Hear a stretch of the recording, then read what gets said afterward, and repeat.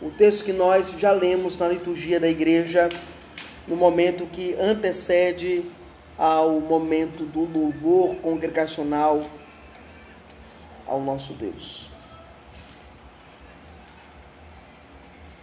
Romanos capítulo 3, versos de 21 a 31.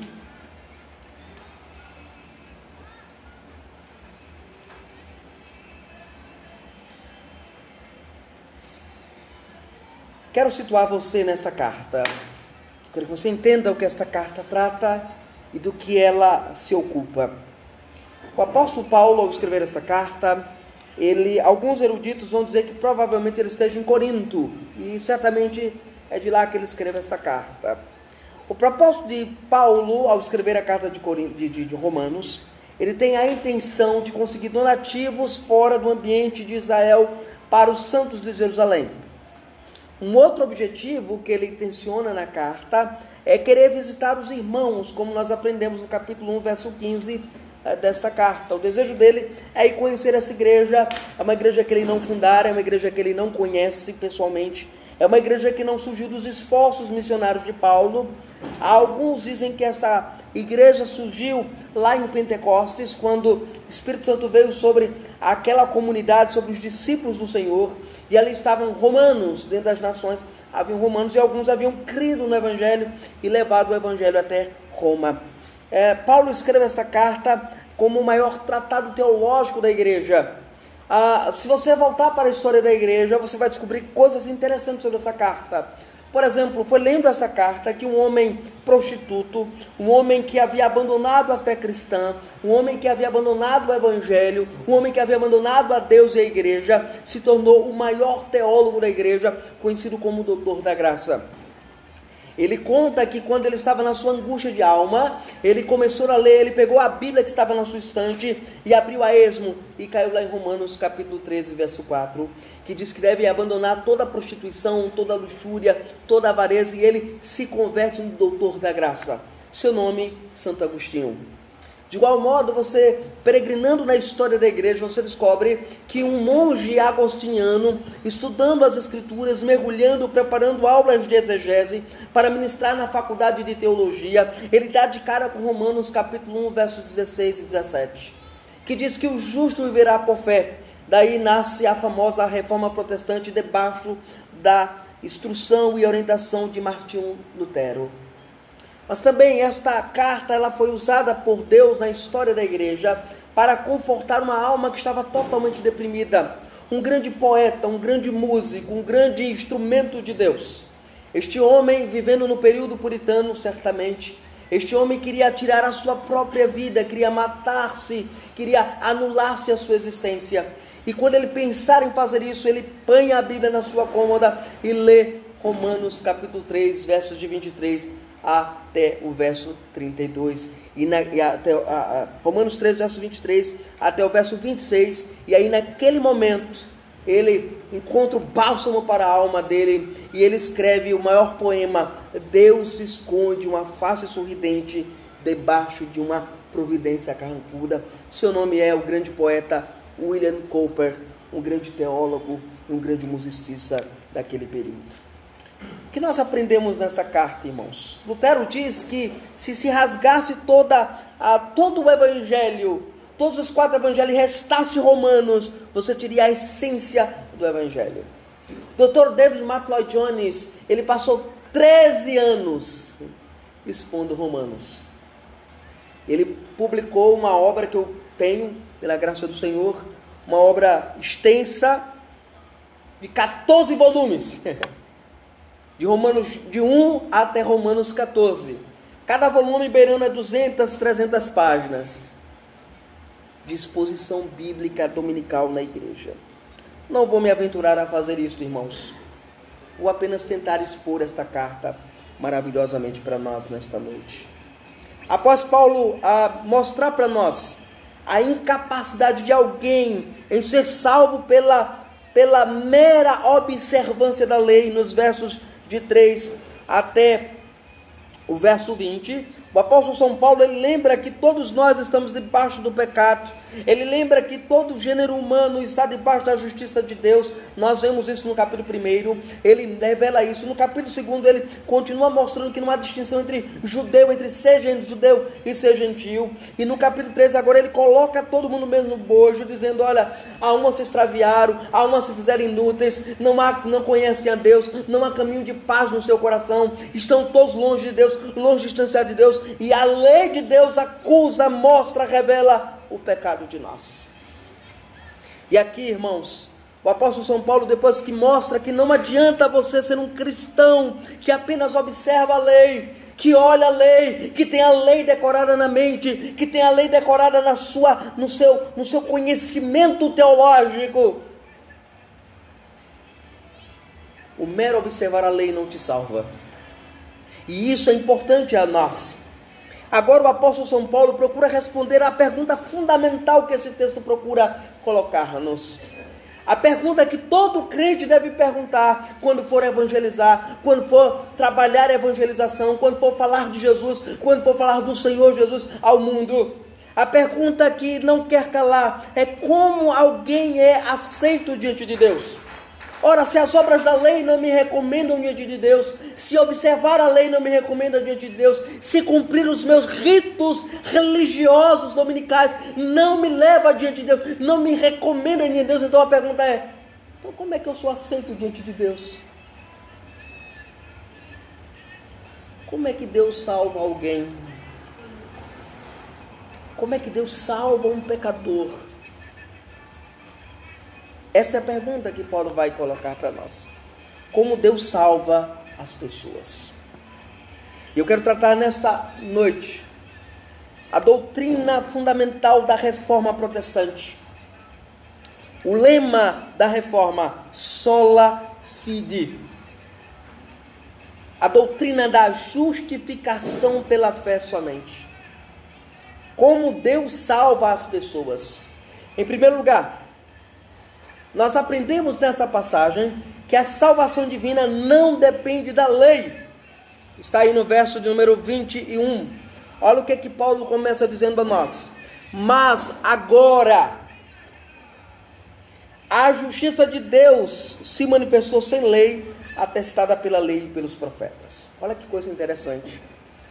Paulo, ele começa esta carta, esse trecho, esse bloco, essa perícope, com uma adversativa. Ele coloca mas. Aqui na língua grega denota a ideia de um contraste entre aquilo que é dito anteriormente e o que é dito posteriormente como algo mais importante daquilo que foi dito. Porque Paulo não está preocupado em mostrar para você como você consegue a salvação se esforçando. Mas Paulo quer mostrar a você como você é salvo sem esforço humano, sem as obras humanas. Então a salvação não depende da lei. Aqui eu quero considerar com você primeiro esta abordagem que Paulo faz. Mas agora a justiça de Deus se manifestou sem a lei. Eu quero que você marque essa expressão sem a lei na sua Bíblia. Aqui, irmãos, sem a lei, aponta que a justiça da mesma é revelada. Aqui aponta que a justiça de Deus ela é revelada sem lei, sem a lei, atestada pela lei e pelos profetas. Aqui sem lei não é a mesma coisa que sem o Antigo Testamento. Há muitas pessoas equivocadas que entendem lei como sendo o Antigo Testamento. Há pessoas que olham para a lei como sendo uma oposição à graça. Há pessoas que ensinam que vivemos o período da graça e não o período da lei. E por isso eu não devo submeter a minha lei, estar submisso à lei, estar debaixo da lei. Porque quem está debaixo da lei, segundo entendem, está debaixo de maldição, usando de maneira equivocada a abordagem de Paulo sobre a lei. Aqui Paulo, de maneira interessante, ele diz sem a lei, ele não está dizendo sem o Antigo Testamento. Por que eu digo isso? Porque ele diz no mesmo texto, atestada pela lei e pelos profetas. Ao colocar isto, Paulo lembra que a lei e os profetas do Antigo Testamento, ou seja, toda a lei, toda a Torá, todo o Velho Testamento, toda a abordagem de Gênesis a Malaquias, apontava para uma justiça de Deus. para uma obra de salvação de Deus, há uma soteriologia de Deus, há uma maneira pela qual Deus salva as pessoas. E esta maneira, primeiro, exclui a mera observância à lei, exclui o esforço humano. Pastor, eu preciso me esforçar, pastor, eu preciso pagar o preço. Já ouviram essa linguagem? Não é a linguagem que você escuta todos os dias na igreja evangélica, nesse romanismo evangélico, nesse catolicismo disfarçado que nós vivemos na igreja evangélica, que ela nos diz que você precisa pagar o preço. Ah, se eu não pagar o preço eu não vou para o céu. Ela ignora de fato o que a lei ensina. Ela ignora de fato o que a palavra de Deus apresenta-nos. Aqui, irmãos, o apóstolo Paulo, ele lembra exatamente isso. Paulo, quando ele começa, mas agora a justiça da lei se manifestou sem a lei, atestada pela lei e pelos profetas. O que é atestado pela lei e pelos profetas? O que é atestado não é sem a lei, mas é a justiça de Deus. Aqui o termo justiça precisa ser encarado também por outro prisma, porque nós olhamos para a justiça de Deus como castigo de Deus, aquilo que Deus pune, que Deus é carrasco. Esse era o entendimento antes de Lutero eclodir a reforma protestante. E essa justiça de Deus, ela equivale à abordagem do capítulo 1, verso 17. Ele diz lá: pois a justiça de Deus se revela no Evangelho. Não é a justiça que condena, não é a justiça que pune, não é a justiça repreensiva, mas é a justiça declarativa, é a justiça perdoadora, é a justiça que é imputada, é a justiça que deriva de Deus em salvação, em direção ao homem pecador. E é isso que Paulo está dizendo, esta justiça de Deus é atestada pela lei e pelos profetas. Agora deixa eu chamar a sua atenção também ainda para a expressão sem lei que aparece no texto. Mas agora a justiça de Deus se manifestou, aí sem a lei. Vocês perceberam que aqui é um aposto? Está entre vírgulas. Percebe a palavra sem a lei entre vírgulas? O aposto, irmãos, na gramática, significa uma ação explicativa. Ela tem a função de um parêntese. Paulo quer lembrar à igreja que a justiça de Deus não precisa das obras de Deus, das obras da lei, para ser revelada. Ela não precisa do esforço humano. Ela não precisa do seu esforço, ela não precisa do seu empenho, ela não precisa do seu bom comportamento como crente. Não é o seu bom comportamento que lhe leva para o céu. Então entenda isso. Mas em segundo lugar, Paulo também argumenta aqui, irmãos, que todo o Antigo Testamento já pronunciara isso. É isso que está na expressão atestada pela lei e pelos profetas. Essa justiça redentora. E aí, irmãos, é algo fundamental a gente entender como igreja. Há igrejas que ensinam que no Antigo Testamento não havia nem a promessa redentiva. Não havia o efeito redentor, não havia a pessoa de Cristo. Então, por isso não haver a pessoa de Cristo, não há salvação no Antigo Testamento. Pelo contrário, Paulo deixa claro a nós que esta lei, esta graça, essa justiça de Deus, que se manifestou no tempo presente em que ele escreve a carta, é que ela é atestada, ela é testificada, ela é apontada, ela é direcionada pela lei e pelos profetas. Quero chamar a sua atenção para a expressão lei e profetas agora. A palavra lei na língua hebraica, usada no Antigo Testamento, é a palavra Torá. E a palavra Torá significa não lei apenas no sentido dos 10 mandamentos, mas a palavra Torá significa instrução, orientação, condução. Esse é o sentido da palavra Torá. Profetas, a palavra Navi, que significa os arautos de Deus, os proclamadores da palavra. Não eram, em primeiro plano, adivinhadores. Nós começamos a estudar hoje os profetas menores aqui na igreja pela manhã. Nós vimos a abordagem a Oséias. Domingo que vem nós vamos continuar a Oséias, se Deus assim nos der graça e nos permitir fazê-lo. Mas observe bem aqui.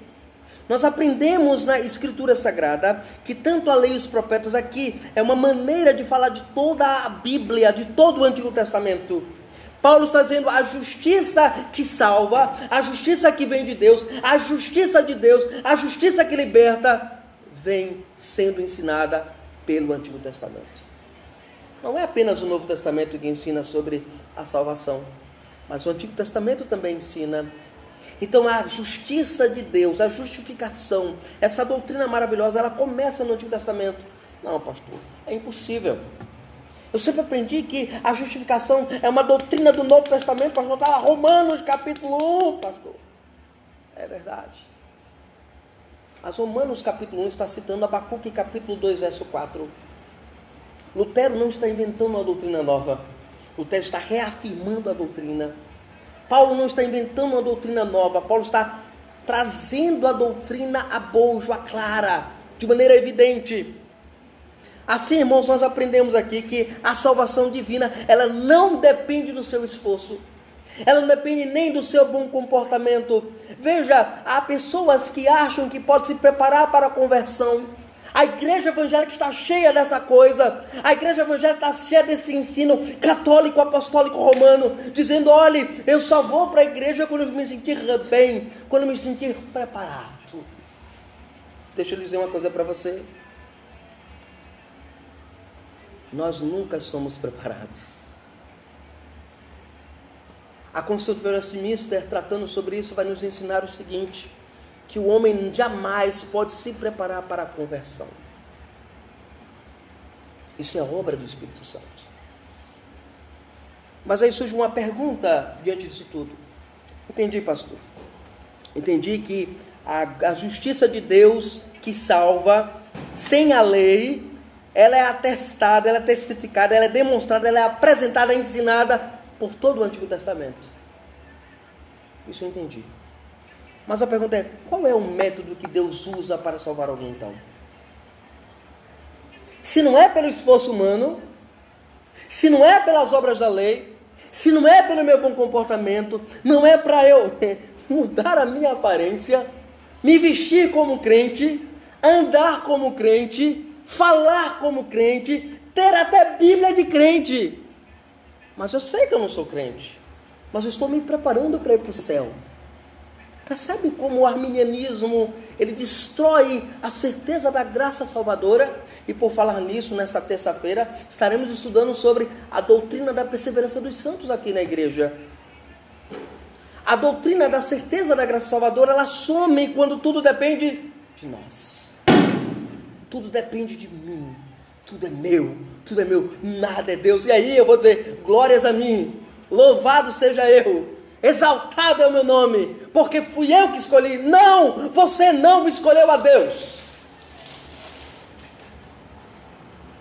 É Deus quem nos salva.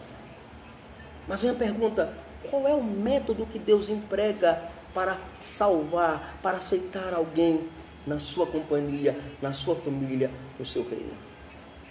Está aí nos versos 22 até o verso 28 dessa passagem. Primeiro, a primeira maneira que Deus, o primeiro método de Deus é por meio da fé em Cristo Jesus. Verso 22. Isto é, ou seja, essa justiça que ele fala, isto é, a justiça de Deus por meio da fé em Jesus Cristo. Então, primeiro, qual é o método que Deus vai aplicar? De que maneira Deus salva alguém, irmãos? O método de Deus é por meio da fé em Cristo. Ninguém vai, vocês creem na predestinação, vocês creem na doutrina que diz que Deus predestinou todas as coisas, mas ninguém será salvo senão por meio da fé em Cristo. Lembram do grupo Logos, quando canta aquela música o Evangelho? Mas ninguém será salvo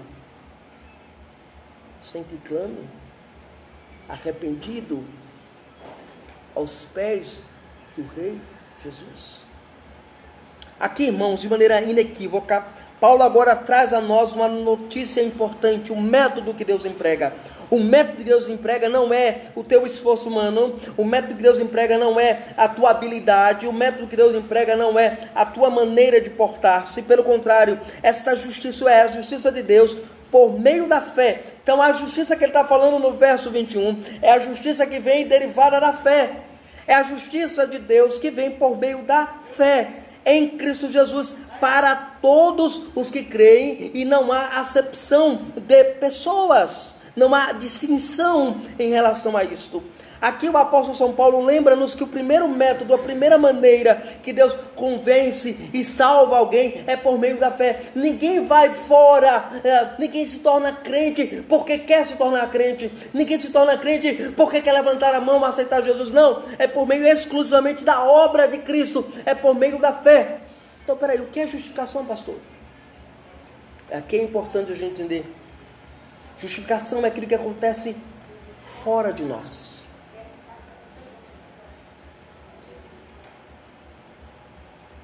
É aquilo que acontece na cruz. É o que acontece no Calvário. E eu preciso crer naquele sacrifício. Eu preciso aceitar aquelas obras como se fossem minhas.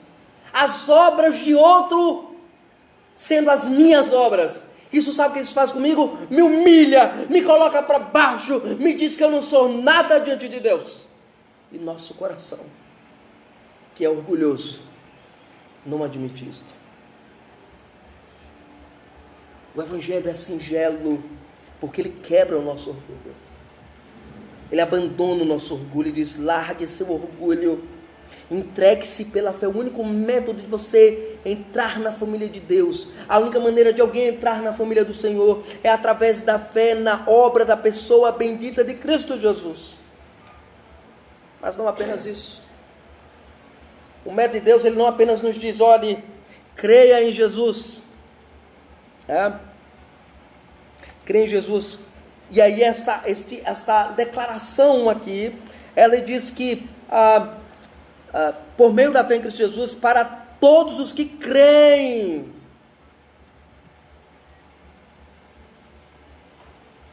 Pois não há distinção.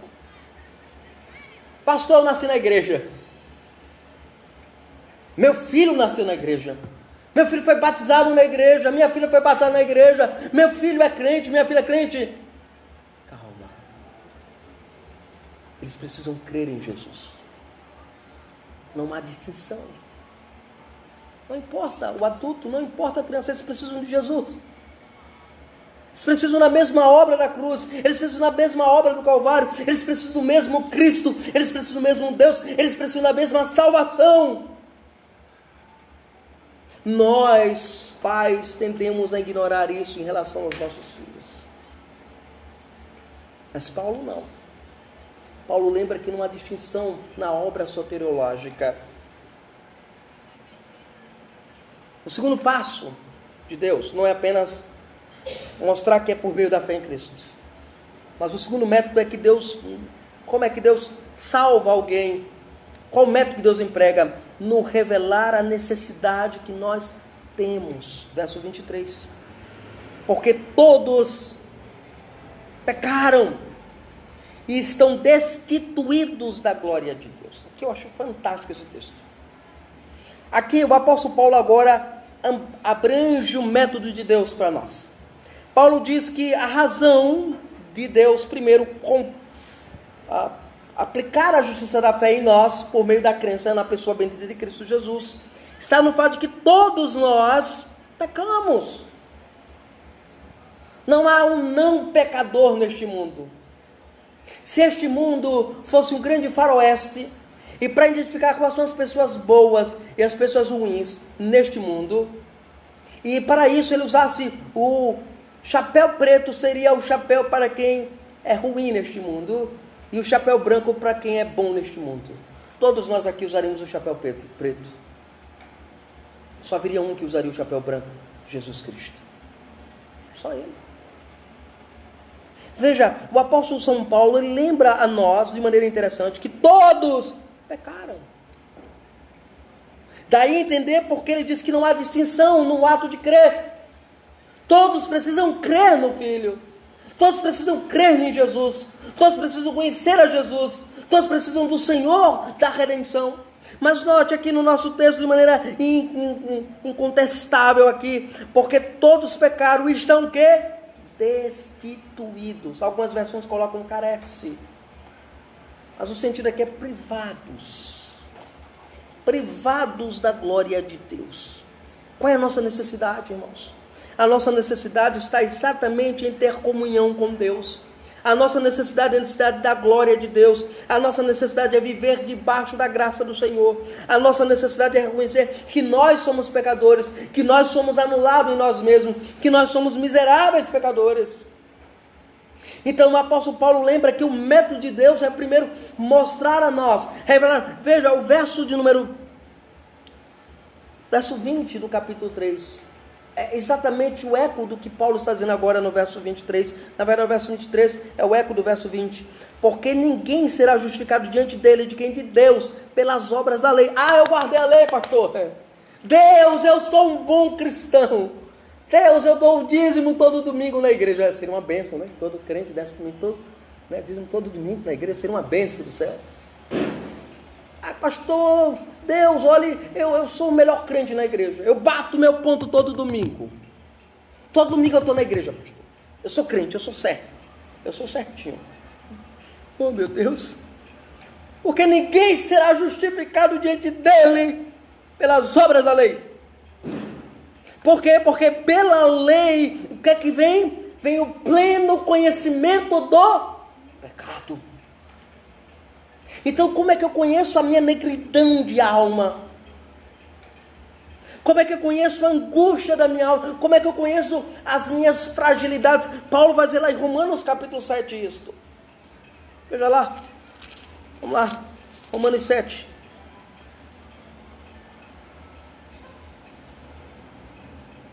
Verso 7. Que diremos, a lei é pecado de modo nenhum. Contudo, eu não conheceria o pecado se não fosse pela lei. Porque eu não conheceria a cobiça se a lei não dissesse, não cobiçarás. Mas o pecado, aproveitando-se da ocasião dada pelo mandamento, provocou em mim todo tipo de cobiça. Porque onde não há lei, o pecado está morto. Antes eu vivia sem a lei, mas quando veio o mandamento, o pecado reviveu e eu morri. E aí eu descobri que o mandamento que era para a vida tornou-se morte para mim. Porque o pecado, aproveitando-se da ocasião dada pelo mandamento, enganou-me e por meio dele me matou. De modo que a lei é santa e o mandamento é o quê? Santo, justo e bom. Então o apóstolo Paulo aqui no capítulo 3, antevendo essa discussão que ele vai fazer no capítulo 7, já prepara o coração da igreja dizendo assim, olha, aprendam uma coisa, que todos nós, estamos destituídos da glória de Deus quando não cremos em Jesus, quando não cremos no Senhor, quando não amamos Jesus, quando não recebemos a justiça imputada da fé, que é um outro problema da igreja hoje. A igreja confunde justificação com santificação. O que é justificação? É o ato da livre graça de Deus em nos declarar justo. O que é santificação? É uma obra da graça de Deus em nos aperfeiçoar no caminho de santidade. Olha a diferença. A gente confunde as coisas. Aqui, irmãos, de maneira inequívoca, o apóstolo Paulo lembra a nós que aqueles que não conhecem a Jesus estão todos debaixo da igreja de Deus, debaixo do pecado, e estão destituídos ou privados, ausentes, carentes da glória de Deus, da graça de Deus, da redenção do Senhor. Então o método que Deus faz é mostrar a nós a nossa necessidade, o que nós precisamos. E é isso que nós aprendemos em toda a palavra de Deus. Por exemplo, o Senhor Jesus nos ensina que primeiro, para poder ser preenchido de alguma coisa, eu primeiro preciso me esvaziar de algo. Como nós aprendemos no Sermão do Monte, capítulo 5, verso 3. Ali Jesus nos ensina que bem-aventurados aqueles humildes de espírito, porque serão o quê? Chamados filhos de Deus. Então o Evangelho nos ensina que eu primeiro tenho que me esvaziar, me humilhar, ser humilde, esvaziar a mim mesmo, para depois eu ser cheio do Espírito Santo, cheio da ação de Deus, cheio da graça de Deus. Primeiro eu preciso reconhecer o meu pecado, a minha nulidade. É isso que o Evangelho faz. O Evangelho mostra a nudez da minha alma, e depois vem com a veste do Cordeiro e nos cobre. É isso que nós aprendemos no Evangelho. Então esse é o segundo método de Deus. O terceiro método que Deus usa para nos trazer a Ele é apresentando a gratuidade da justificação. Está aí nos versos 24 até o verso 26. E aí ele vai mostrar essa gratuidade da obra justificadora, sendo justificados gratuitamente pela sua graça. Porque se todos estão destituídos da glória de Deus, então ninguém tem nada para receber. E ninguém tem nada para oferecer. E agora vem um detalhe, agora, sendo justificados gratuitamente pela sua graça, por meio da redenção que há em Cristo Jesus. Como é que eu sou justificado? De que maneira eu sou justificado? Qual é o método da justificação? Não é o meu esforço, não é a minha obra, não é o meu bom comportamento, não é a minha assiduidade, a igreja pelo contrário. Nós somos justificados gratuitamente pela obra de redenção de Cristo Jesus. Paulo em nenhum momento exclui Cristo da obra redentiva. Paulo em nenhum momento exclui Jesus da nossa vida cotidiana, da nossa vida cristã. Aqui Paulo diz que somos justificados de graça, gratuitamente. O favor imerecido de Deus, a obra imerecida de Deus, o trabalho imerecido de Deus acontece em nossa vida. Por meio da redenção que nós encontramos em Cristo. É a redenção, é o resgate, é a libertação que Cristo nos dá. E uma vez que Cristo faz tudo isso, eu olho para esta obra e recebo pela fé, gratuitamente. Como seria triste você se esforçar para conquistar aquilo que é gratuito?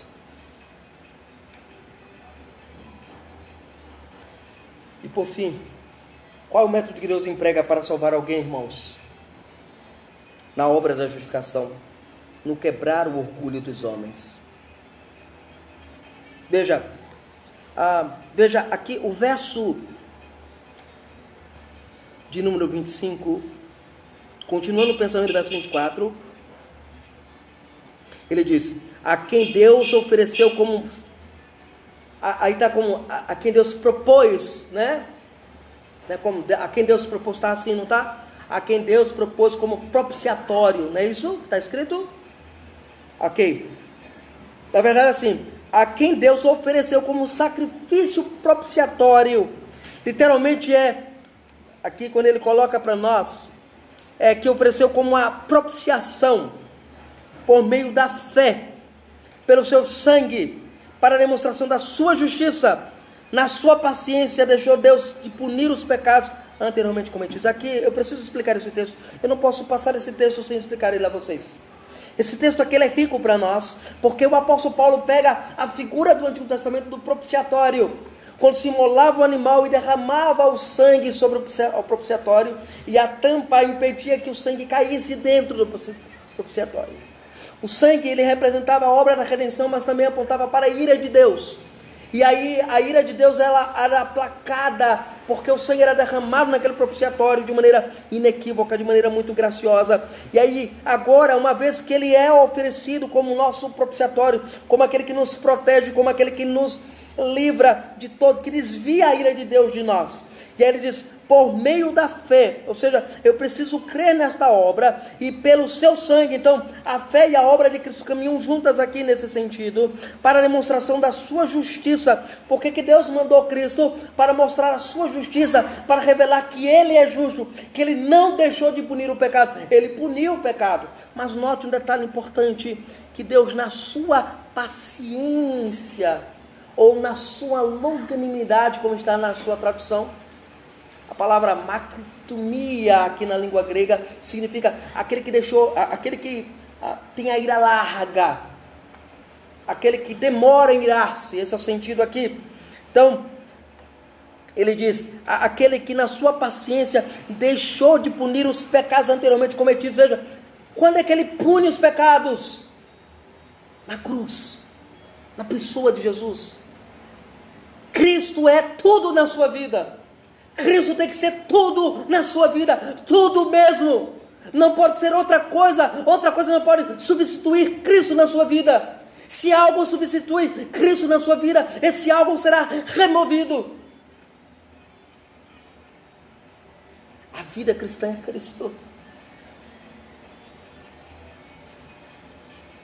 Mas a maneira que Deus faz isso é quebrando o orgulho nosso. Mas ele vai fazer isso demonstrando anteriormente a isto, antes de quebrar esse orgulho. O que é que ele faz no verso 26? Para a demonstração da sua justiça no tempo presente. Ou seja, agora, eu preciso saber agora. Como é que eu sei que Deus tratou com os meus pecados? Como é que eu sei que Deus me perdoou? Eu vou viver orando a Deus, Deus me mostra que tu me perdoou, Deus me revela que o Senhor me perdoou. Não! No tempo presente ele já mostrou Cristo, para que ele seja justo, porque ele é justo.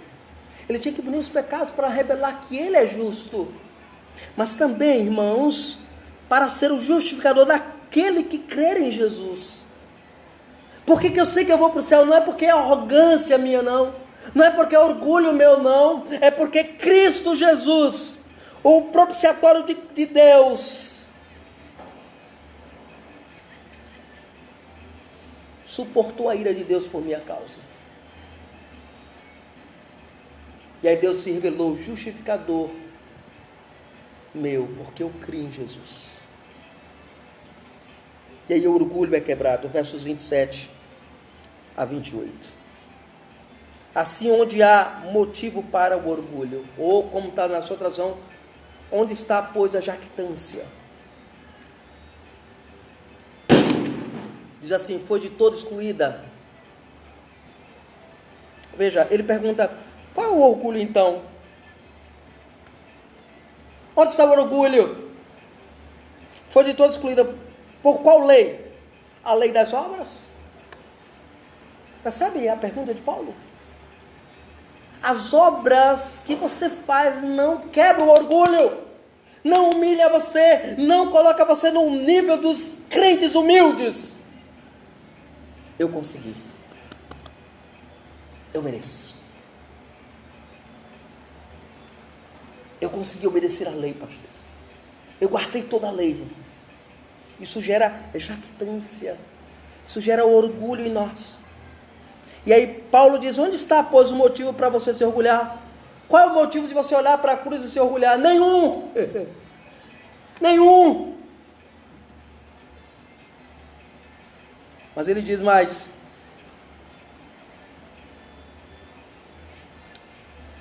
por qual este orgulho foi quebrado, excluído? Pelas obras que você pratica? Não. Pela lei da fé. Olha que coisa interessante. E aqui, irmãos, eu acho fantástico isso aqui. Porque quando ele diz pela lei da fé, a primeira ideia que você tem na sua mente é o seguinte, eu criei em Jesus. Eu acreditei. O arminiano diz isso. Eu tenho poder para ter fé. Veja o que Paulo está dizendo, que a fé me humilha. Porque me revela que ela não é minha. Lembrem-se de Efésios 2,8, porque pela graça sois salvos, mediante a fé, isto não vem de vós, é o quê? Dom de Deus. Paulo está reportando-nos para esta ideia, revelando-nos de maneira inequívoca o princípio da vida cristã, é que a lei da fé, a lei de crer na obra de Jesus, quebra o nosso orgulho. Eu dependo de Cristo. Veja, olhe a imagem, essa imagem, volte lá para o Antigo Testamento, veja lá Números, quando o povo está sendo atacado pelas serpentes abrasadoras, estão lá morrendo, sendo destruído ali, durante aquela pregnação de murmuração, e aí Deus levanta uma cobra, uma serpente de metal, de bronze. Quem olhar será salvo. Jesus em João capítulo 3 diz, assim como Moisés levantou aquela serpente no deserto, importa que o Filho do Homem seja levantado. Agora Paulo diz que eu preciso olhar para Cristo, crer em Cristo, na obra da justificação, e isso me livra da ira de Deus. Isso me humilha, porque mostra a minha impotência, a minha incapacidade de autossalvação, a minha incapacidade de me autossalvar, a minha incapacidade de me autoproteger. Eu preciso de Cristo para me salvar, eu preciso de Cristo para me proteger. Eu preciso de Cristo para Cristo ser o meu propiciatório.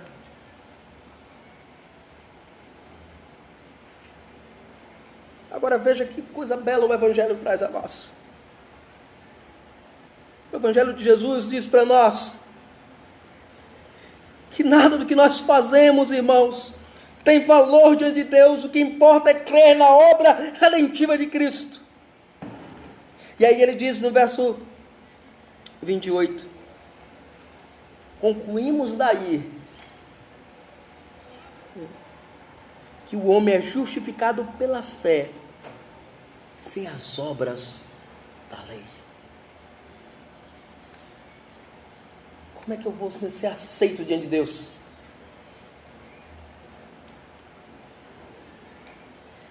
Na cultura egípcia, conta-se que quando uma alma morria, entrava para o mundo dos mortos, ela tinha que trazer algum bem que desse ela o direito de entrar na vida eterna ou na eternidade benéfica, que seria a espécie de céu.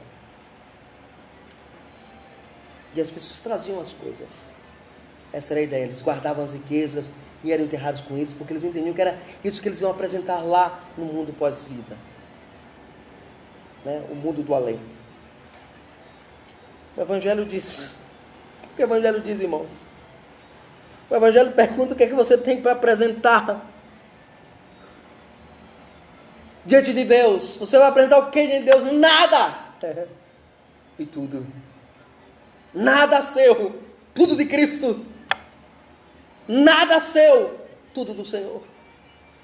Nenhuma obra sua, nenhuma obra do que você tenha feito nesta terra será mérito para lhe levar para o céu. Nem o seu batismo, nem o seu nome no rol de membros da igreja, nem a sua fidelidade como cristão. É apenas a crença na obra redentora de Cristo. Mas observe bem aqui o nosso texto. Isso nos leva para a última proposição. Veja, nós falamos sobre que a salvação ela não depende da nossa obediência à lei. Nós aprendemos que o método que Deus emprega, são 4 métodos que Deus emprega. Primeiro, a fé em Cristo. Segundo, a necessidade que temos de um Salvador, ou de reconhecer o nosso estado de pecado. A gratuidade desta justificação e o quebrantar no nosso orgulho são os métodos que Deus usa para nos aproximar dele. Mas por fim, precisamos considerar a extensão da obra da justificação. Qual é a extensão dela? Até onde ela vai? Versos 29 a 31. Será que Deus é somente dos judeus? Não é também dos gentios? É também dos gentios.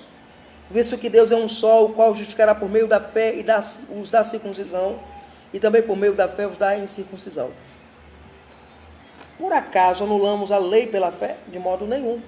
Pelo contrário, confirmamos a lei. Olha que coisa interessante agora. Primeiro, Paulo lembra um detalhe importante. Paulo ele levanta uma questão. Ele diz assim: Deus, ele é somente Deus de quem é judeu? Por que ele faz isso?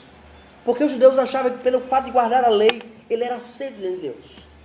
O fato de ele nascer como judeu dava a ele a garantia de estar nos céus. Esse era o entendimento da época. E aqui Paulo pergunta logo de cara: Deus só é de vocês? Não é dos judeus? Aí antes que eles respondam, Paulo responde: sim, ele também é Deus dos judeus, dos gentios. Mas ele diz no verso 30, visto que Deus é um só, Deus é um, o qual justificará por meio da fé, tanto os que são judeus, quanto os que não são judeus. Então o que ele ensina aqui para nós, irmãos? Essa maneira e a única forma que Deus trata com judeus e gentios é pela obra redentora de Cristo. Ninguém poderá ir para o céu porque nasceu do sangue de judeu. Ninguém poderá ir para o céu porque nasceu de descendente de crentes. Aprenda uma coisa: filho de peixe é peixinho, mas filho de crente não é crentinho não.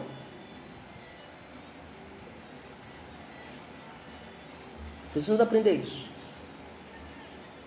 Aqui Paulo deixa claro a nós que a salvação, a obra da justificação, é exclusivamente uma obra que não faz acepção de pessoas. Quando ele decide salvar, não importa a cor da pele, não importa o status social, não importa a condição econômica, o que importa é a fé na pessoa bendita de Jesus. Isso nós precisamos aprender. A segunda verdade é que a justificação está à disposição tanto do judeu quanto do gentio. E é isso que aparece no verso 31. No verso 30, ele diz assim: olha, justificará por meio da fé os da circuncisão, como também os que não são da circuncisão. Aí ele pergunta: por acaso eu anulei a lei pela fé? A lei perdeu importância na vida da igreja? A lei não normativa mais a vida da igreja? A lei não orienta mais a vida da igreja? Não, Paulo, de modo algum.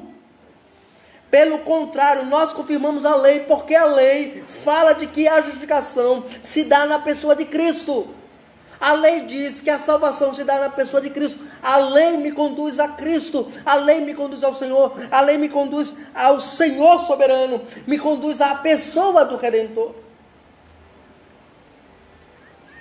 Diante disso, que verdade nós podemos aprender desse texto e aplicar a nossa vida como igreja? Algumas verdades. A primeira verdade que nós aprendemos aqui nesse texto, irmãos, é que Deus, Ele tem o seu método de salvar os homens. Não adianta você criar método, criar barreiras. Olha, você precisa fazer isso. Você já viu a lista dos não posso que a igreja evangélica criou? Não posso, não posso, não posso, não posso, não posso. Já olhou o que a Bíblia diz o que eu posso? A Bíblia diz que eu posso um bocado de coisa, mas o fundamental não é o que eu posso. O fundamental é o que eu não posso. Eu não posso me auto-salvar. Eu não posso me auto-redimir. Eu preciso de um Redentor. A igreja precisa parar, irmãos. A igreja precisa parar de apresentar uma igreja que não apresenta um Redentor. A igreja presbiteriana de Riachão precisa apresentar o Redentor, o Salvador, o resgatador de vidas. Chama-se Jesus Cristo. Não é a lista do não posso que mantém alguém no caminho, mas é a certeza de que eu não posso me manter no caminho sem a obra redentiva de Cristo. A segunda verdade que nós aprendemos aqui desse texto, irmãos, e precisamos aplicar ao nosso coração, sem sombra de dúvidas, irmãos, é que a graça da salvação, irmãos, ela é puramente graça. Entendem? É graça. Não há nada que você faça que leve alguém aos céus.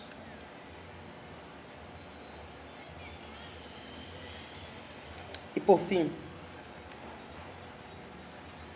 precisamos entender que como crentes necessitamos da lei como instrumento de santificação e não como instrumento de salvação. Eu preciso da lei para olhar para ela como padrão da minha vida. A cruz resolveu o meu problema com Deus. E a cruz me deu uma nova maneira, uma nova forma de como devemos olhar para a lei. Isso se dá na pessoa bendita de Jesus Cristo. Que Deus possa aplicar isso em nossos corações, para a glória dele somente. Amém. Nós vamos orar ao nosso Deus agradecendo a exposição da palavra. Senhor, obrigado a Deus por esta palavra, Deus, que o Senhor nos dá, Senhor.